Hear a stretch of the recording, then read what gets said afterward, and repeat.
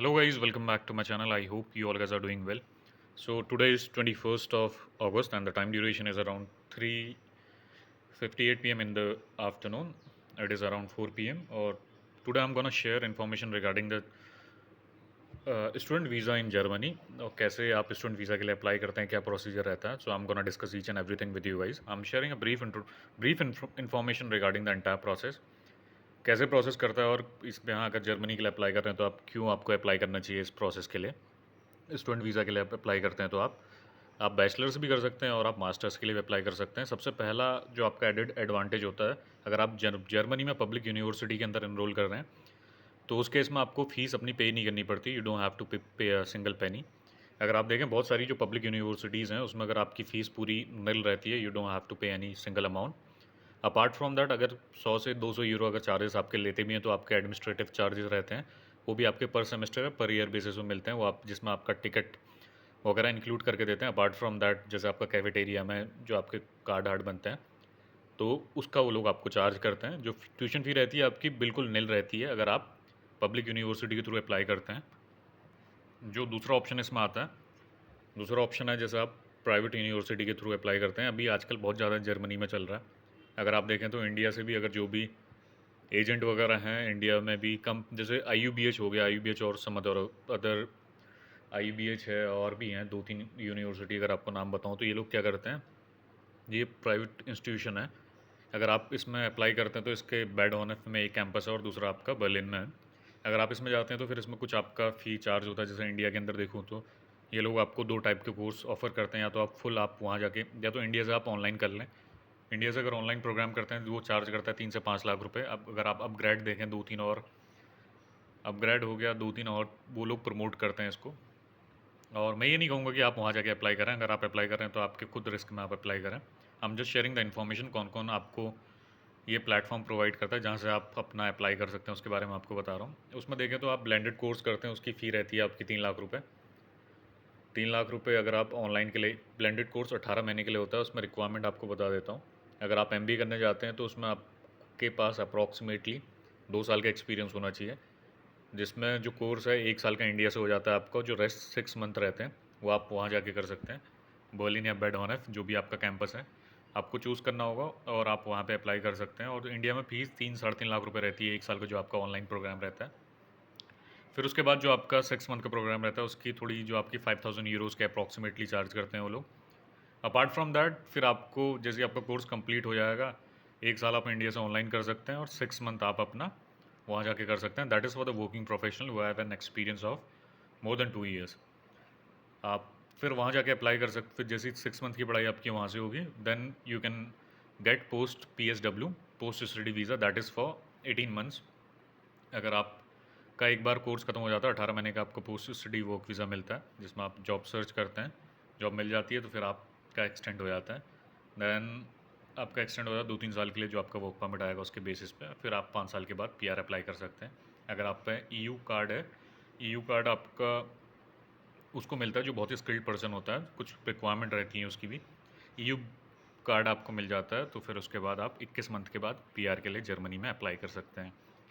This is how the process works. और इसके अलावा आपको बताने वाला हूँ कि अगर आप दोनों कोर्स में अप्लाई करते हैं, if you applying for this thing that is public university और प्राइवेट दोनों में अप्लाई करेंगे तो आपको ब्लॉक्ड अकाउंट रिक्वायर्ड रहेगा. और उसमें जो रिक्वायरमेंट होती है दैट इज़ अराउंड 11,200 यूरो, जो 10-10.5 लाख रुपए इंडिया का पड़ता है. 1 साल आपको शो करना पड़ेगा 1 ईयर के लिए. अगर आप दोनों ऑप्शन के लिए बता रहा हूँ आपको. If you are going on, if you're going for public as well as private institution, you have to show the blocked account. That is of around 11,200 euros. That cost, if I'll do the conversion, that will be around 10 lakh something. इसके अलावा अगर आप India में किसी consultant के through apply करते हैं तो आपके कंसल्टिंग चार्ज ले लेते हैं 1 आध 1 लाख रुपए, 1 से 1.5 लाख रुपए का वो लोग अपना चार्ज लेते हैं अगर किसी कंसल्टेंसी के थ्रू अप्लाई कर रहे हैं. और थोड़ा आपको कहना चाहूँ कि अगर आप जर्मन, देखो 2 तरीके के कोर्स होते हैं इसमें. अगर आप प्राइवेट इंस्टीट्यूशन से अप्लाई करते हैं तो 50% के ऊपर एक क्राइटेरिया रहता है. वो लोग आपको इंग्लिश कोर्स भी ऑफ़र करते हैं. इंग्लिश कोर्स में आपका सारी स्टडीज़ इंग्लिश में ही रहती हैं. जैसे IUBH और सम अदर ऑर्गेनाइजेशन है, ये लोग आपका प्रोवाइड करते हैं.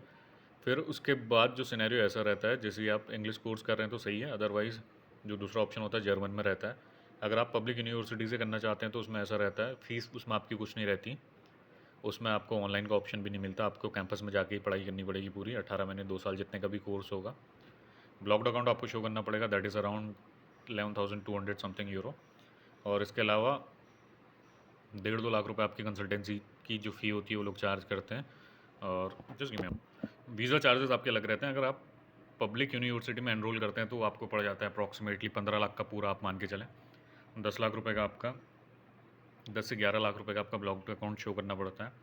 1.5 लाख रुपए आपकी कंसल्टेंट की फ़ी हो जाती है। इसके बाद वीज़ा के अलग चार्जेस रहते हैं आपके, जो भी वीज़ा आपके बिहाफ में फ़ाइल करते हैं वो लोग। और उसके अलावा एपीएस एक ऐसी बॉडी है जैसा आप कनाडा के लिए अप्लाई करते हैं, जो कनेडियन गवर्नमेंट है, वो लोग कहते हैं कि डब्ल्यूईएस एक उनकी वेल या क्या कहते हैं, I am not getting a particular term for that, evaluation body, accessing body कहते हैं जिसको, जो आपका इंडिया में अगर आपने ग्रेजुएशन वगैरह करा है तो उसको एक्सेस करती है। जैसे डब्ल्यूएस कनाडा के लिए यूज़ होती है, वैसे ही अभी 2022 से पहले नहीं होता था, 2022 के टाइम पे अभी जो जर्मनी है, जर्मनी वाले लोगों ने भी जो आपके डॉक्यूमेंट पूरा इवेल्यूएट करने के लिए, एक्सेस करने के लिए, एक इंडिया के अंदर जो बॉडी एपीएस है, APS is the name of that particular institution, जो भी गवर्नमेंट बॉडी है, जो एक्सेसिंग बॉडी है, वो लोग आपके सारे डॉक्यूमेंट पूरे वेरीफाई करते हैं। उसमें आपको 4 से 5 महीने का टाइम लग जाता है और 18,000 रुपये उसकी फ़ीस रहती है। अगर एक बार वो लोग वहाँ से आपका रिजल्ट वगैरह प्रोवाइड करके देते हैं तभी आप अपनी फ़ाइल आगे बढ़ा सकते हैं। 4 से 5 महीने जैसे ही आप अप्लाई करते हैं, 4 से 5 महीने का टाइम उसमें लग जाता है। उसके बीच में आपको अगर आप जर्मनी के लिए अप्लाई कर रहे हैं तो इंग्लिश के बदले अगर आप जर्मन लैंग्वेज के लिए अगर पढ़ाई करते हैं या फिर आप इंग्लिश में एनरोल करते हैं, तो दोनों केस में आपका ऐसा होता है, आपको A2 लेवल की जर्मन आनी चाहिए। A2 लेवल का आप एग्ज़ाम देते हैं, वो भी आपका 3-4 महीने के अंदर क्लियर हो जाता है, ज़्यादा डिफिकल्ट नहीं रहता, बहुत ईजी रहता हो। आप लैंग्वेज सीखेंगे, अपना एग्ज़ाम देंगे, फिर उसके बाद आपका रिजल्ट आ जाएगा तो फिर आप अप्लाई कर देते हैं वीज़ा के लिए। वीज़ा अगर आ जाता है फिर देन यू कैन फ्लाई। तो इसमें पूरा प्रोसेस में टाइम 6-7 महीने का पूरा लग जाता है अगर आप पब्लिक यूनिवर्सिटी में अप्लाई करते हैं तो अभी।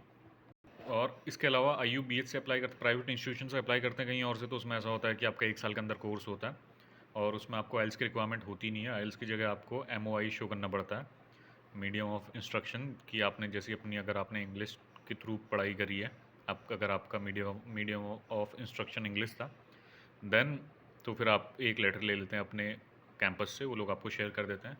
उसके बिहाफ में आपका एक इंटरव्यू होता है, इंटरव्यू के बेसिस में आपका एडमिशन हो जाता है। फिर 1 साल आप इंडिया से जितना पढ़ाई करते हैं, सैटरडे संडे क्लासेस वगैरह लगती हैं उसकी, थीसिस वगैरह आपको जो भी करना होगा। इसके अलावा आपको बताने वाला हूँ कि इसके साथ में ही वो आपको जर्मन का पेपर भी दिला देते हैं, एग्ज़ाम के लिए प्रिपरेशन कराते हैं।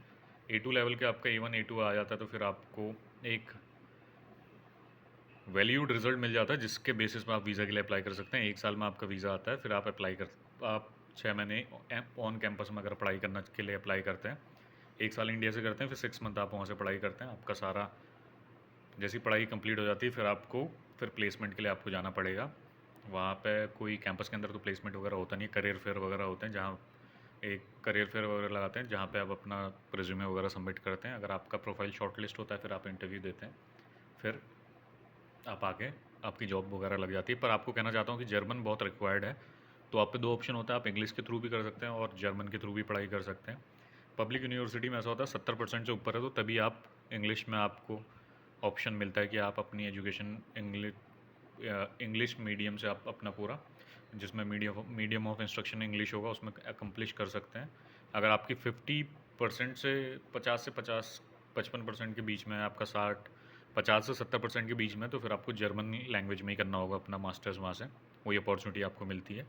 और मैं सजेस्ट करूँगा कि अगर आपको जर्मन भी मिलती है तो आप कर लें, क्योंकि ऐसा होता है कि जर्मनी जा रहे हैं तो फिर मैं आपको कहना चाहूँगा जर्मन मस्ट रिक्वायर्ड है। इंग्लिश तो खैर ऑर्गेनाइजेशन है, पर बहुत कम अपॉर्चुनिटीज़ होती हैं। जर्मनी जाएंगे तो जर्मन आपको मस्ट रिक्वायर्ड है। देन अगर आप अपना पूरा पढ़ाई वगैरह कर लेते हैं, जो भी आपका फिर C2 लेवल C1 होता है, वो भी आप जैसे A2 के बाद जो नेक्स्ट लेवल होता है आपको मिल जाता है, तो फिर आप जर्मन में फ्लुएंट वगैरह हो जाते हैं। फिर आपको बात करनी आती है तो फिर बाद में भी PR प्रोसेस के लिए भी हेल्प होती है। अगर जर्मन आती है तो आधी जॉब जर्मन बेस्ड है, तो फिर आप जर्मनी में भी जर्मन लैंग्वेज में भी करते हैं, फिर आपको अपॉर्चुनिटीज़ वगैरह मिल जाएंगी वहाँ पे। और अगर मैं आपको इन्फॉर्मेशन प्रोवाइड करूँ तो मैं कहना चाहूँगा कि आपको अगर आप वहाँ पे जाते हैं तो जर्मन तो मस्ट ही रिक्वायर्ड है। अगर जर्मन को प्रेफरेंस देते हैं, आप जर्मन मीडियम ऑफ इंस्ट्रक्शन में करते हैं तो आपके लिए ज़्यादा बेनिफिशियल रहता है।